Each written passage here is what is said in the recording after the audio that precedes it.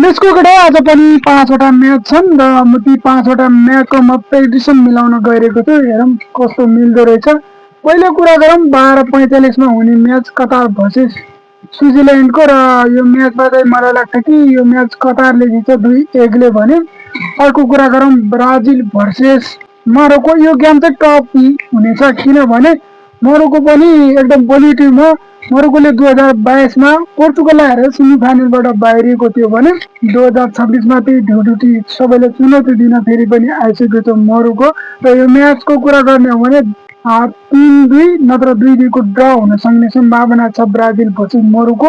अर्को कुरा गरौँ 6:45 मा हुने म्याच हाइटी भर्सेस स्कटल्यान्ड। यो म्याच पनि स्कटल्यान्डले चाहिँ 2-1 ले हराउन सक्छ हाइटीलाई भने।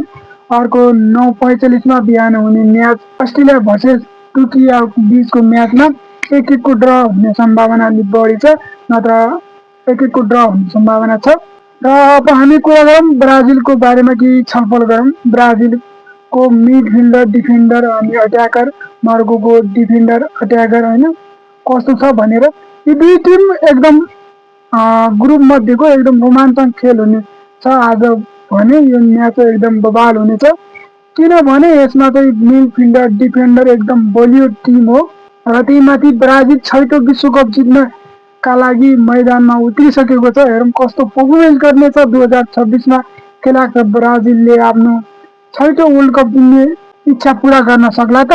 के लाग्छ मोरोक्कोलाई हराउँदै आफ्नो ग्रुप स्टेजको टेबल टप गर्न सक्ला त ब्राजिल? यदि ब्राजिलको कुरा गर्ने हो भने अट्याकिङ एकदम राम्रो छ, मिडफिल्ड नि राम्रो छ। मोरोक्को भन्दा कि बलियो टिम हो ब्राजिल। अट्याकरमा भिनिसियस जुनियर, राफिनिया एकदम राम्रो अट्याकर हुन् भनेको र चाहिँ। अर्को गरौँ मोरोक्कोको पनि एकदम राम्रो अट्याकर छन्, हरिकिनी, अर्को चाहिँ डियाज, अर्को चाहिँ अमराबाद, एकदम राम्रो राम्रो यी खेलाडी चढ्यो भने ब्राजिललाई धेरै नै गाह्रो गर्नेछ।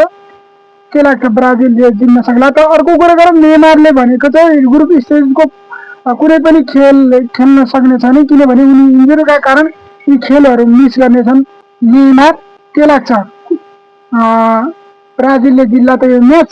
यसको आफ्नो प्रेडिक्सन मिलाइहाल्नुहोस् कमेन्टमा, समाधान कमेन्ट गर्नु होला। मलाई चाहिँ सब्सक्राइब भने अवश्य गरिदिनु होला। यस्तै भिडियोहरू म फेरि पनि लिएर आउनेछु।